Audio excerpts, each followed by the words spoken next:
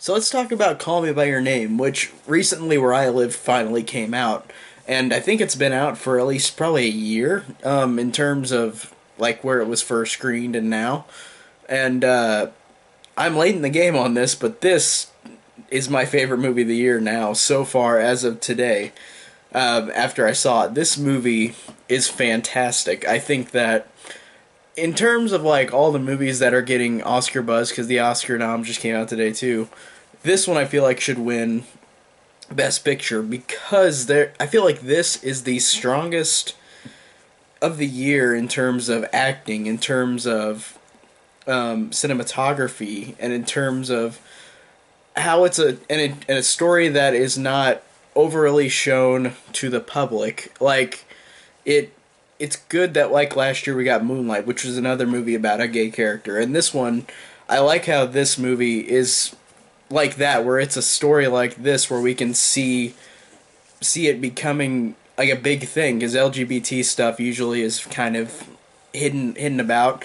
But Moonlight last year kind of changed that, and Brokeback Mountain was there too, I guess, before, but we usually don't see that many of these.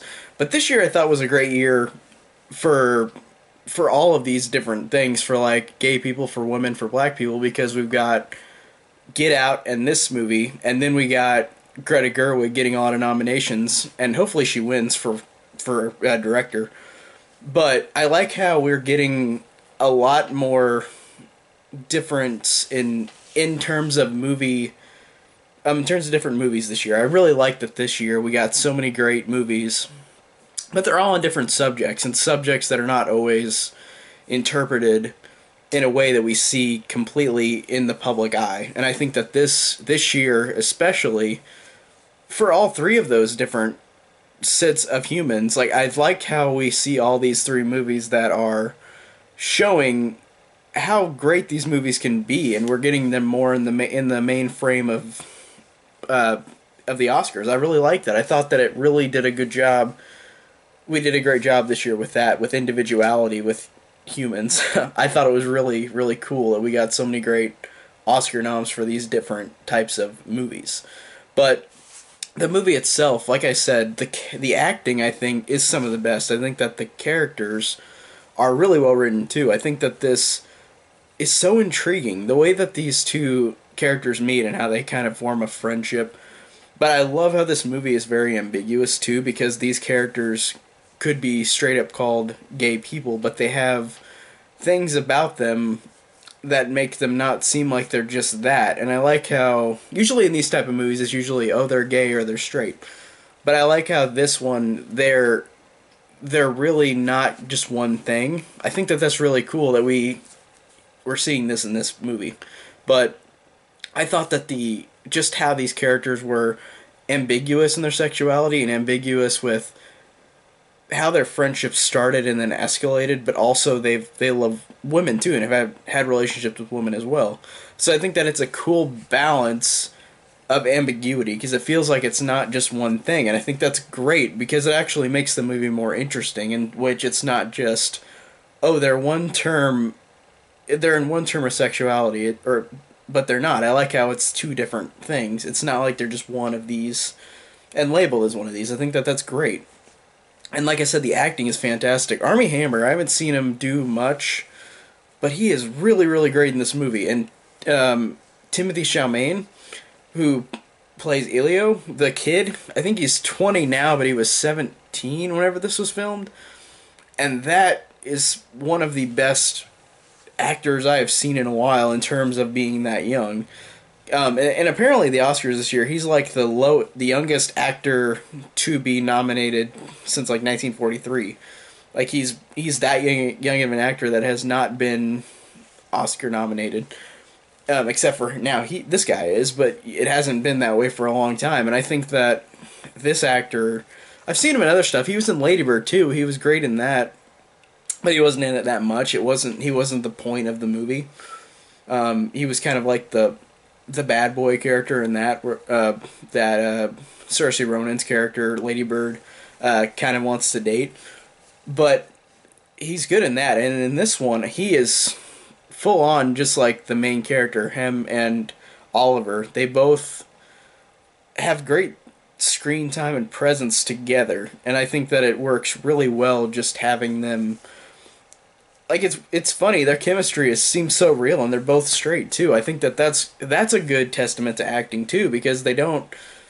Army Hammer has like two kids, I think, and a wife, and Timmy Chalamet. It said that he has had relationships with women too. So it's funny that you can emit so much amazing acting in this, but it seems so legit.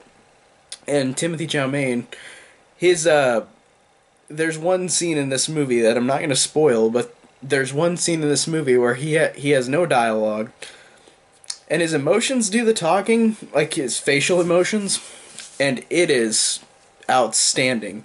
And I think that's one of the biggest reasons why this guy is nominated, because he gives so much of a performance that to me seemed so genuine. Both of them seemed very genuine. And all the actors involved were good, but those two especially were fantastic. Some of the best performances of the year. They really sold me with this friendship and then romance. It really worked in a very, very strong way. And the cinematography is beautiful. Like, this movie is in northern Italy in 1983.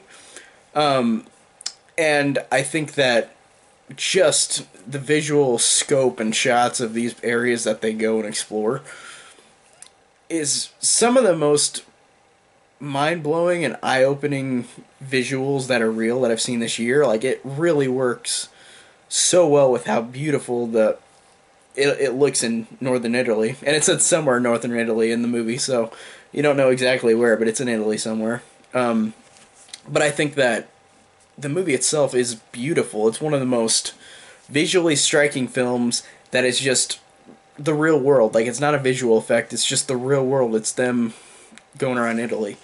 And it just looks really beautiful and really, really nice. I just think that it captured such a wholesome feel to it in terms of how the movie looked. The movie looked just very bright and sunny, and it just seemed like this did a great job of showing visually how how visuals it looked in this movie. It looked really fantastic. And like I said, all the acting's great, the writing's great, the cinematography's great. And I think that just in terms of the performances, it's hard to explain it without spoiling it, and it's hard to explain it without you actually not seeing it. But I hope people go out and see this, and I hope that this, at least in where I live, it just came out. But I feel like a lot of people have probably seen this if they're in bigger cities, but to me, this was the best movie of the year, just in terms of how powerful the acting was, how powerful the writing and the characters were. And it's based on a novel, too. I heard, too, so I don't know, I haven't read the novel, know nothing about it, but if it's good writing from the novel, it's good writing from the movie, or for the movie.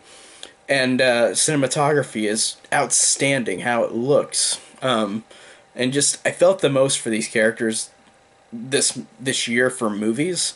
There were a lot of other ones, like Molly's Game and Lady Bird. I felt a lot of things for these characters, too, but I feel like this one was just a great movie on its merits of the acting and the visuals and the cinematography and the writing.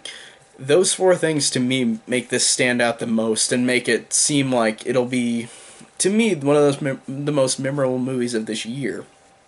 And I think that I wanted to win Best Picture. I think all the Best Year nominees, there are a couple that I'm like, okay, why is Dunkirk on here? Like, I like that movie, but it's not like I feel like it shouldn't be on there, at least for me.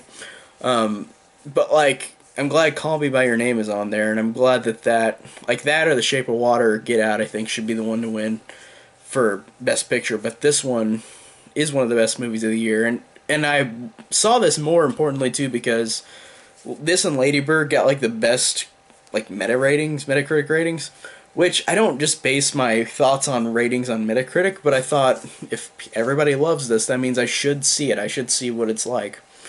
And I'm so glad I did. I'm so glad that I saw this.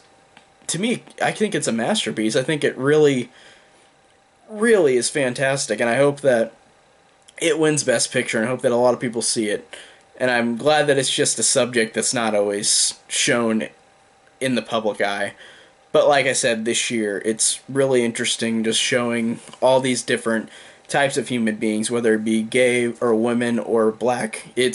We're getting all these movies, or people who are directing these movies, and I like how they're all becoming more popular in the mainstream, because I like how we're all showing that it doesn't matter what gender you are, what sex you are, like all those different things. I think that this is really good for movies in general, seeing these different kind of movies come out this year. But again, I hope this one's best picture, and I hope you guys see it. Thanks guys so much for watching, and I'll talk to you next time.